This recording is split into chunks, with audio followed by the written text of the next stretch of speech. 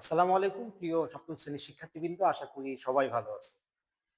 আমরা ইতিমধ্যে তোমাদের গণিতের 1.1 অনুশীলনীর মূল বইয়ের অঙ্ক এবং সৃজনশীল অঙ্ক শেষ করেছি। আজকে আমরা এই অধ্যায়ে কিছু এমসিকিউ করবো। আমরা এমসিকিউর উপরে এই অধ্যায়ে 2টা ক্লাস দিব। দুইটা ক্লাসে এই চ্যাপ্টার থেকে যত প্রকার এমসিকিউ আসতে পারে ইনশাল্লাহ আমি সব প্রকার এমসিকিউ কভার করে ফেলবো। তো আশা করি তোমরা যদি ধৈর্য সহকারে ক্লাসটা দেখো তাহলে উপকৃত হবা এবং এখান থেকে যে ধরনের অঙ্ক আসতে হবে খুব সহজেই পারবে ইনশাল্লাহ। তো চলো শুরু করা যাক। প্রথমে আমাদের যে অঙ্কটি দিয়েছে সেটা হচ্ছে বলছে কোন সংখ্যার একক স্থানীয় অঙ্ক কোনটি হলে তা পূর্ণবর্গ সংখ্যা হবে না। আমরা কিন্তু ইতিমধ্যে জেনে ফেলেছি তাই না, যে পূর্ণবর্গ সংখ্যা হতে গেলে শর্তগুলা কি ছিল, মানে বর্গ সংখ্যা যে বৈশিষ্ট্য আমরা পড়েছিলাম প্রথম ক্লাসে, তাত্ত্বিক ক্লাসে, সেখানে কিন্তু আমরা বলেছিলাম যে বর্গ সংখ্যার বৈশিষ্ট্যগুলো হচ্ছে প্রত্যেকটি বর্গ সংখ্যার শেষে কি থাকবে, একক স্থানীয় অঙ্কে 1 থাকবে, আর কি থাকবে, 9 থাকবে।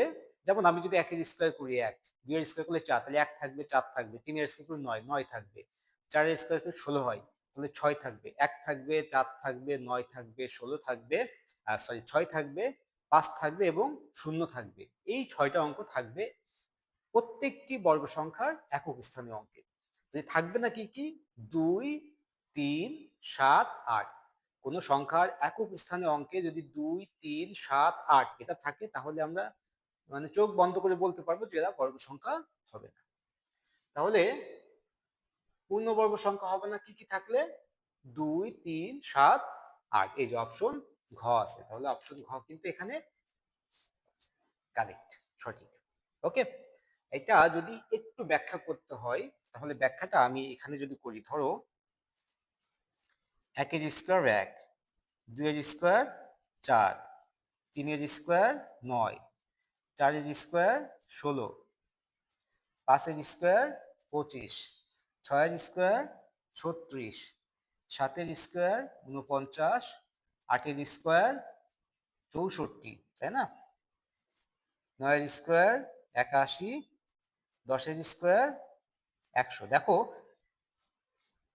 এটা একটা পূর্ণবর্গ সংখ্যা 1, তাই না, 4 একটা পূর্ণবর্গ সংখ্যা, 9 একটা পূর্ণবর্গ সংখ্যা, কারণ একটা সংখ্যার বর্গই হচ্ছে সেই একটা পূর্ণবর্গ সংখ্যা, কারণ সেই সংখ্যাটিকে বর্গমূল করলে এই সংখ্যাটি পাবো আমরা। তাহলে দেখো এখানে একক স্থানীয় অঙ্কে 1 আছে, 4 আছে, 9 আছে, 6 আছে, 5 আছে, 6 তো আছেই, 9 আছে, 4 আছে, 1 আছে, 0 আছে। তাহলে একক স্থানাঙ্ক নাই কি কি, 2 নাই, 3 নাই, 7 নাই, 8 নাই। তাহলে কোনো সংখ্যার শেষে যদি 2, 3, 7, 8 থাকে তাহলে সেই সংখ্যাটি পূর্ণবর্গ সংখ্যা হবে না। আশা করি বুঝতে পেরেছো। তোমাদের যদি আরো এখানে মনে হচ্ছে, যদি মনে হয় যে এটা ক্লিয়ার হলো না আর একটু কনসেপ্ট ক্লিয়ার করা দরকার, তাহলে আমি তোমাদের সাজেস্ট করব যে আমরা 1.1 অনুশীলনীর প্রথম যে তাত্ত্বিক ক্লাসটা করেছিলাম সেই ক্লাসটা দেখতে, তাহলে তোমরা আশা করি এইটা একেবারে পুঙ্খানুপুঙ্খভাবে বুঝে যাবে। ওকে, তাহলে আমরা 2 নম্বরটা দেখি। 2 নম্বরে আমাদের বলছে কোন সংখ্যার একক স্থানাঙ্ক 1 বা 9 হলে এর বর্গ সংখ্যার একক স্থানাঙ্ক কত হবে। তার মানে কোন একটি সংখ্যার একক স্থানাঙ্ক যদি 1 হয় অথবা 9 হয়, তাহলে তার বর্গ যে হবে সেই বর্গের একক স্থানাঙ্ক কত হবে। তাহলে দেখো 1 এর যদি বর্গ করো কত হয় 1, 9 এর যদি বর্গ করো কত হয় 81। তাহলে 1 এর বর্গ করলেও বর্গ একক স্থানাঙ্ক কি আসতেছে 1 আসতেছে, আবার 9 এর বর্গ করলে আসতেছে 81, সেখানেও একক স্থানাঙ্ক কি আসতেছে 1 আসতেছে। তাহলে উভয় ক্ষেত্রেই কিন্তু একক স্থানীয় অঙ্কে 1 আসতেছে। আবার ধরো আমি আরো একটা এক্সাম্পল দেখাই, আমরা তো 1 এর বর্গ করছি পাইছি 1, 9 এর বর্গ করছি পাইছি 81। তাহলে এই ক্ষেত্রে কিন্তু দুইটার ক্ষেত্রেই আমরা পাইছি কি একক স্থানীয় অঙ্কে 1 পেয়েছি। এখন যদি একটু বড় সংখ্যা নিই, ধরো 2 অঙ্ক বিশিষ্ট, ধরো 11 নিলাম, তাহলে 11 এর বর্গ করলে কত পাবো আমরা, 121। ওকে, এখন যদি আমরা 19 এর বর্গ করি তাহলে 9 নং 81 1 হাতে থাকে 8, 9 তো 9, 9 দুগুণ 18, 18 আর 8, 18 আর 26, তাই না, 26 এর 6 থেকে 2, 1 এর স্কয়ার করলে 1 আর 2 আছে হাতে, তাহলে 3, তাহলে 361। তাহলে দেখো এই একটা সংখ্যা 1, এর একক স্থানীয় অঙ্ক 1, স্কয়ার করলাম, যে বর্গ পেলাম সে বর্গের একক স্থানীয় অঙ্ক 1। একটা সংখ্যা 9, এই 9 এর একক স্থানীয় অঙ্ক 1, কারণ সে সরি 9 কারণ সে একটা এক অঙ্ক বিশিষ্ট সংখ্যা। আবার তা যখন বর্গ করলাম, যে বর্গটা পেলাম সে বর্গের একক স্থানীয় অঙ্ক পেলাম 1, উভয় ক্ষেত্রে 1 পেলাম। দেখো আমি 2 অঙ্ক বিশিষ্ট একটা সংখ্যা নিয়েছি যার একক স্থানীয় অঙ্ক 1 আছে, সেটাকে আমি বর্গ করলাম, যে বর্গ পেলাম বর্গের একক স্থানীয় অঙ্ক কিন্তু 1 পেয়েছি। আবার 2 অঙ্ক বিশিষ্ট একটি সংখ্যা নিয়েছি যার একক স্থানাঙ্ক 9 ছিল, এটারে বর্গ করছি, এরও একক স্থানাঙ্ক 1 পেয়েছি। তাহলে আশা করি বুঝতে পেরেছো যে কোনো সংখ্যার একক স্থানাঙ্ক যদি 1 বা 9 হয়, তাহলে সেই সংখ্যাকে যদি বর্গ করি তাহলে তার সেই বর্গের একক স্থানাঙ্ক অবশ্যই 1 হবে। তাহলে এখানে দেখো বর্গের একক স্থানে কত হবে? 1 হবে। তাহলে অ্যান্সার কি আসতেছে আমার? ঘ। ওকে, আশা করি বুঝতে পেরেছো। এখন আমরা 3 নম্বরটা দেখি, বলছে 23 এর বর্গ সংখ্যা কত? 23 এর বর্গ, তাই না? তাহলে 23 এর বর্গ আমরা দুই অঙ্ক বিশিষ্ট সংখ্যার বর্গ করা শিখেছি, তাই না? তাহলে 23 এর বর্গ করো, 3 এর স্কয়ার করলে 9, 3 দুগুণা 6, 6 দুগুণা 12, 12 2 হাতে 1, 2 এর স্কয়ার করো, 2 দুগুণে 4 হাতে 1, তাহলে 5। কত হয়েছে? 529। এই যে খতে আছে 529। ওকে ওকে, 4 নম্বর আমাদের বলতেছে 13 এর বর্গমূল কত? দেখো, বর্গমূল মানে কি? রুট করা, তাই না? 13 একটি হচ্ছে মৌলিক সংখ্যা। তাহলে মৌলিক সংখ্যার বর্গমূল করলে এর কোনো মান আসে না, তাই না? পূর্ণ সংখ্যা আসবে না। তাহলে দেখো এখানে অপশন বলছে 13। 13 এর বর্গমূল অবশ্যই 13 হবে না, কারণ 13 এর বর্গমূল মানে রুট করতে হয়। তারপর আছে 26, 13 কে 2 গুণ করলে 26 হয়, এটা তো বর্গমূল না। 169, এটা হচ্ছে 13 এর বর্গ করলে। 13 যদি আমি বর্গ করি তাহলে 169 পাবো, কিন্তু বর্গমূল করলে না। 13 এর বর্গমূল কত? এই যে √13। এটাকে ক্যালকুলেশন করলে এটা সামথিং একটা মান আসবে, তাই না? 3 দশমিক সামথিং। তাহলে আমরা পেয়ে গেলাম 13 এর বর্গমূল কত? √13। আশা করি বুঝতে পেরেছো তোমরা। এখন যদি আমাদের বলতো 16 এর বর্গমূল, ধরো বসে 16 এর বর্গমূল কোনটি? ধরো অপশন কতে বসছে 5, খতে বসছে ধরো 256 ধরো, গত বসছে ধরো 32, ঘতে বসছে 4। তখন কোনটা হতো অ্যান্সার? দেখো, 16 কিন্তু একটা পূর্ণবর্গ সংখ্যা, তাই না? কিভাবে? কারণ 4 গুণিত 4 সমান সমান 16। তাহলে আমি যদি একে বর্গমূল করি তাহলে এক জোড়া যে মান ছিল এই মান থেকে আমি একটা মান পাবো, তাই না? একটা 4 পাবো। তাহলে √16 সমান সমান 4। তাহলে √16 যেহেতু একটা পূর্ণ মান দিচ্ছে, তাহলে 16 একটা পূর্ণবর্গ সংখ্যা। তাহলে 16 এর বর্গমূল কত হবে? 4 হবে। আশা করি বুঝতে পেরেছো তোমরা। তার মানে যদি মৌলিক সংখ্যা হয় তার বর্গমূল করলে এইভাবেই আসে। তোমাদের প্রশ্ন যদি আসে এইভাবেই দেওয়া থাকবে। আর যদি পূর্ণবর্গ সংখ্যা হয় সেই ক্ষেত্রে কিন্তু পূর্ণবর্গ সংখ্যার মানটা বের করা থাকবে এখানে। ঠিক আছে? আশা করি বুঝতে পেরেছো। এখন আমরা 5 নম্বর অঙ্কটি দেখি। 5 নম্বর অঙ্কে আমাদের বলছে 23,104 কে কোন ক্ষুদ্রতম সংখ্যা দ্বারা গুণ করলে গুণফল পূর্ণবর্গ হবে? আমরা কিন্তু ইতিমধ্যে গুণ করলে, ভাগ করলে, যোগ করলে, বিয়োগ করলে পূর্ণবর্গ হবে এই ধরনের অঙ্ক করে ফেলেছি, ঠিক না? তাহলে গুণ করলে পূর্ণবর্গ হবে এই ধরনের অঙ্ক থাকলে আমাদের যেতে হবে কোন প্রক্রিয়ায়? ইউক্লিডীয় প্রক্রিয়ায়, তাই না? তার মানে এর উৎপাদকগুলো বের করে ফেলতে হবে। ওকে, তাহলে আমরা এর উৎপাদক বের করি। 23,104 জোড় সংখ্যা 2 দ্বারা ভাগ করে, 2 একে 2, 3 এর মধ্যে যায় 2 একে 2 1, 11, 5 দুগুণা 10 থাকে 1, 0 10, 5 দুগুণা 10, 2 দুগুণা 4। আবার জোড় সংখ্যা, তাই না? আবার 2 দ্বারা যায়, একের মধ্যে যায় না 2, তাহলে 11 এর মধ্যে 5 দুগুণা 10, 11 থেকে 10 গেলে থাকে 1, 5 15, 7 দুগুণা 14। ওকে, 15 থেকে 14 গেলে থাকে 1, 5 15, 7 দুগুণা 14, হাতে থাকে 1, 2 12, 6 দুগুণা 12। আবার জোড় সংখ্যা, 2 নাও, 2 দুগুণা 4, 5 থেকে 4 গেলে 1, 7 17, 8 দুগুণা 16, 17 থেকে 16 গেলে থাকে 1, 7 17, 8 দুগুণা 16, 17 থেকে 16 গেলে 1, 7 16, 8 দুগুণা 16। আবার জোড় সংখ্যা, 2 নাও, 2 একে 2, 4 দুগুণা 8, 4 দুগুণা 8, 4 দুগুণা 8। আবার জোড় সংখ্যা, 2 নাও, 2 একের মধ্যে যায় না, 14 এর ভিতর 7 দুগুণা 14, 2 দুগুণি 4, 2 দুগুণি 4। আবার জোড় সংখ্যা, তাহলে 3 দুগুণা 6, হাতে 1, 2 12, 6 দুগুণা 12, 2 একে 2। এবার বিজোড় সংখ্যা আসছে, তাই না? তাহলে এবার আমরা দেখি 6 আর 1 7, 7 আর 3 10, তাহলে 3 দ্বারা বিভাজ্য 9। এবার দেখি 3 দ্বারা যখন বিভাজ্য হয়নি তাহলে এটা কত দ্বারা হইতে পারে? যেহেতু বিজোড় সংখ্যা তাহলে 2 4 6 8 10 কোনটা দ্বারাই হবে না।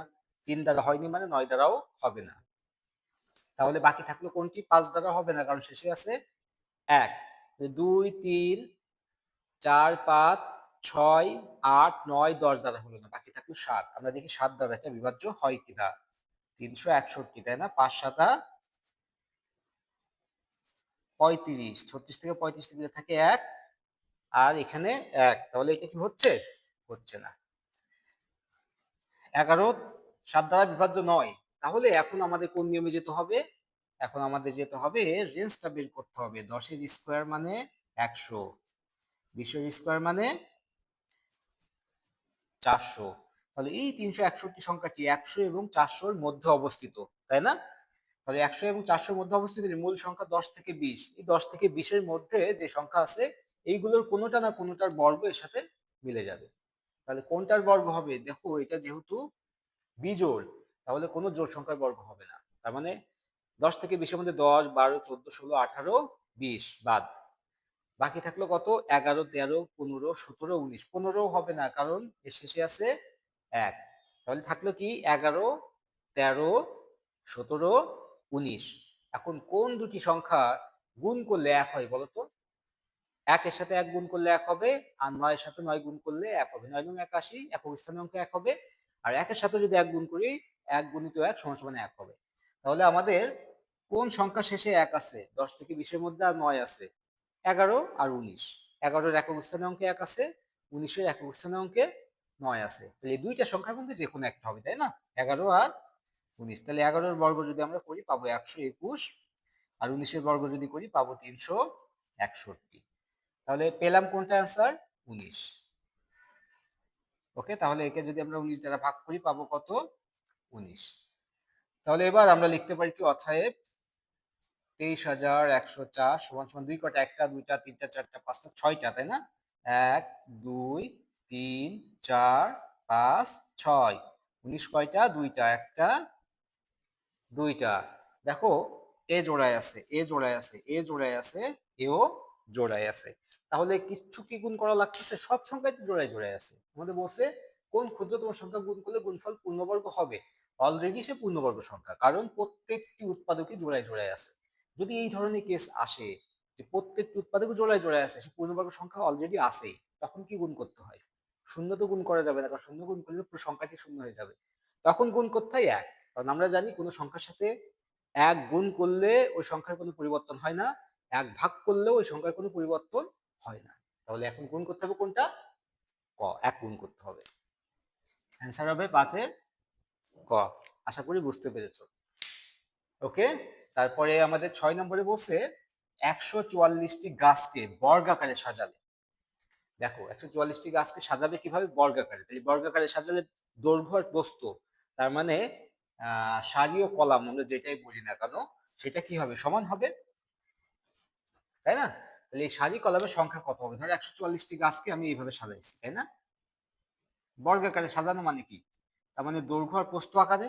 তা ধরো এটা যদি আমি সারি বলি, এটা তাহলে কি হবে? কলাম।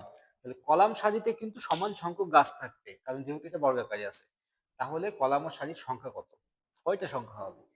তাহলে এই ধরনের অঙ্ক যদি আসে, তাহলে এখানে যে সংখ্যাটি দিয়ে থাকবে সেটার বর্গমূল করতে হবে।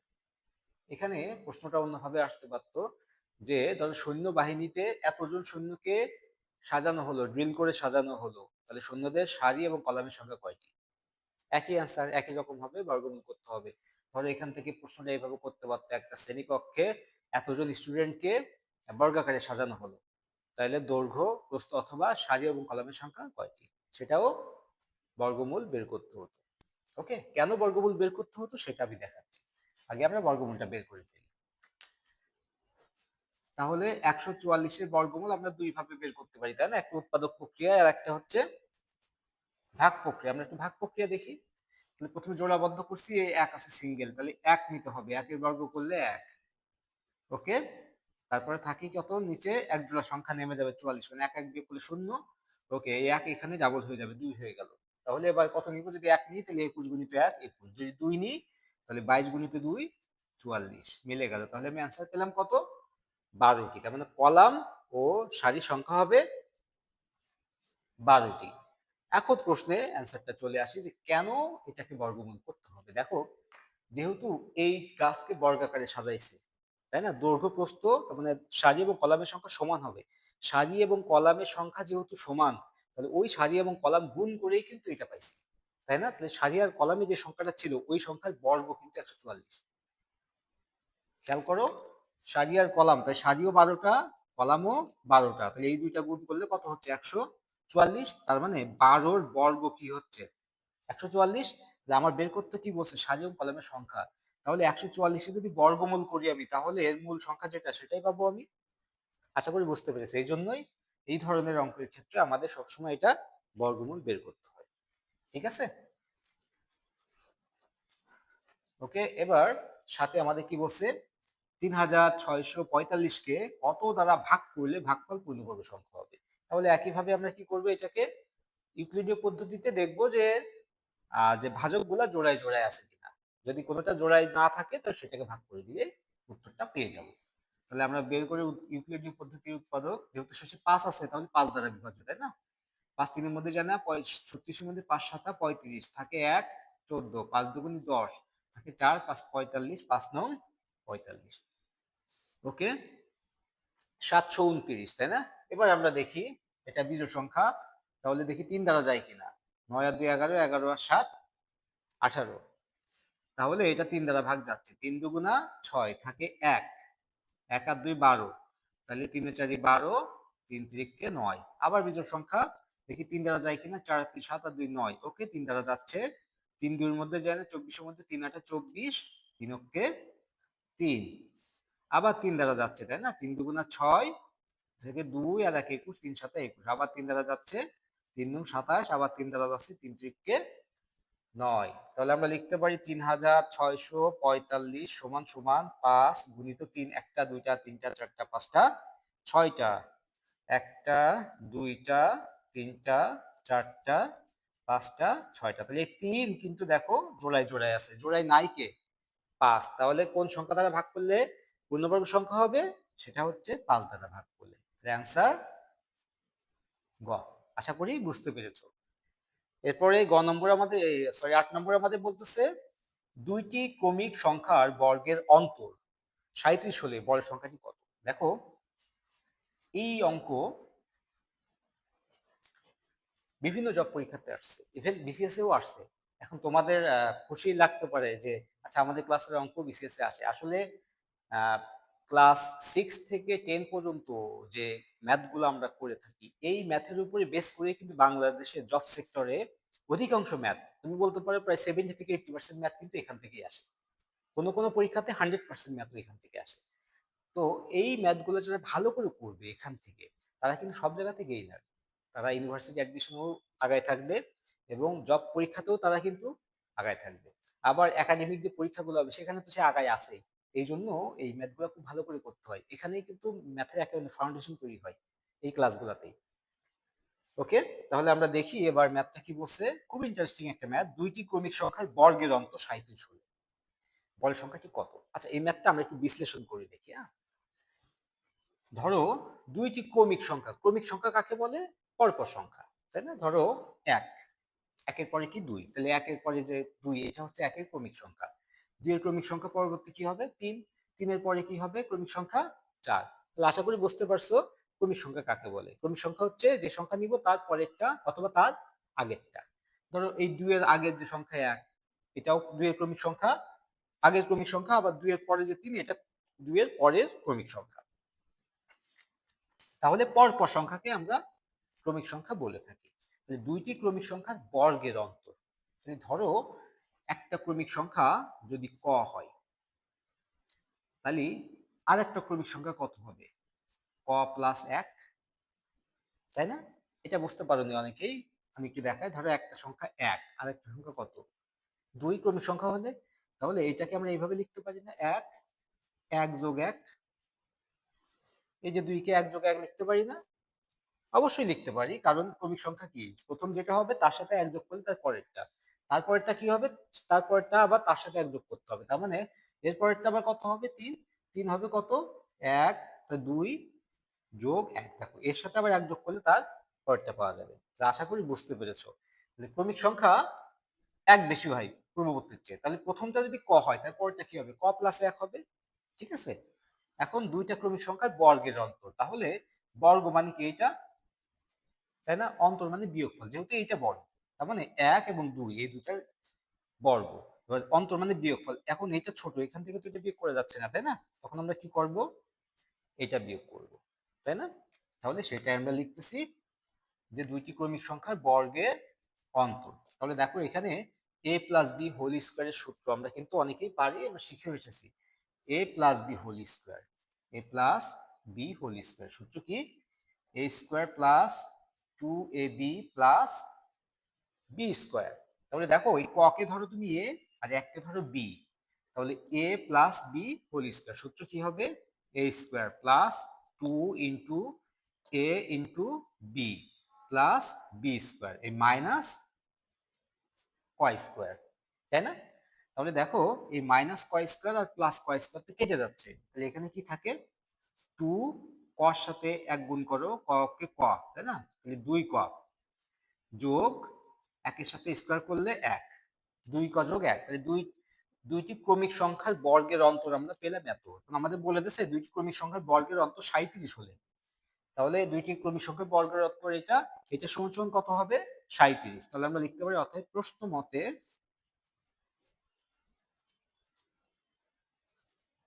2 ক যোগ 1 সমান সমান 37। তাহলে এখান থেকে 1 আছে যোগ আকারে, 1 যদি সমান সমান ওই পাশে চলে যায় তাহলে কি হবে? বিয়োগ হবে। তাহলে লিখতে পারি 2 ক সমান সমান 37 বিয়োগ 1। তাহলে বা ক সমান সমান 37 থেকে 1 গেলে কত থাকে? 36। এই যে 2, এই 2 এই পাশে যদি চলে আসে তাহলে 2 ছিল কর সাথে গুণ আকারে, এই পাশে আসলে কি হবে? ভাগ হবে। 2 দিয়ে এবার 36 কে তুমি ভাগ করো, তাহলে কত হবে? 18 দুগুণে 36, তাই না? তাহলে ক সমান সমান কত পেলাম?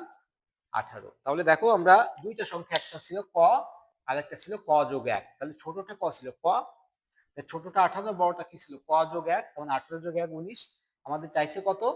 বড় সংখ্যাটি কত? 19। এখন তোমাদের মনে প্রশ্ন আসতে পারে, আচ্ছা পরীক্ষা খাতায় একটা এমসিকিউ থেকে আমি এত বড় অঙ্ক করব বা সময় পাবো? না, এত বড় করবা না। এটা জাস্ট অঙ্কটা বোঝানোর জন্য, ঠিক আছে? শর্টকাট নিয়ম শুধু করলেই তো হবে না, তাই না? মূল অঙ্কটা তুমি যদি বেসটা বোঝো, যে অঙ্ক ডিটেলসটা বোঝো, তখন তুমি শর্টকাট নিয়মে যাবা, তখন তোমার ওই অঙ্কের প্রতি তোমার কনফিডেন্স আছে যে আমি এই অঙ্কটা পারি। এখন তোমার শর্টকাট নিয়মটা জানতে হবে। আশা করি বুঝতে পেরেছো। তাহলে পুরো নিয়মটা হবে এটা। এখন আমরা দেখি এই শর্টকাট নিয়মটা কিভাবে করবা। শর্টকাট নিয়মটা হচ্ছে, যদি বড় সংখ্যা চাই, এই ধরনের যত অঙ্কই আসুক, যে দুটি ক্রমিক সংখ্যার বর্গের অন্তর এত, ছোট সংখ্যাটি কত অথবা বড় সংখ্যাটি কত, তাহলে আমি লিখে দিই বড় সংখ্যার ক্ষেত্রে। বড় সংখ্যার ক্ষেত্রে কি হবে? যেই সংখ্যাটি দেওয়া থাকবে তার সাথে যোগ 1 ভাগ 2, যেই সংখ্যাটি দেওয়া থাকবে তার সাথে যোগ 1 হবে, ভাগ হবে 2, যদি বড় সংখ্যাটি বের করতে বলে। তাহলে 37 আর 38, 38 কে 2 দ্বারা ভাগ করো, তাহলে 19 দুগুণে 38, তাই না? তাহলে বড় সংখ্যাটি কত পেলাম? 19, এই যে। আর যদি ছোট সংখ্যার কথা বলে,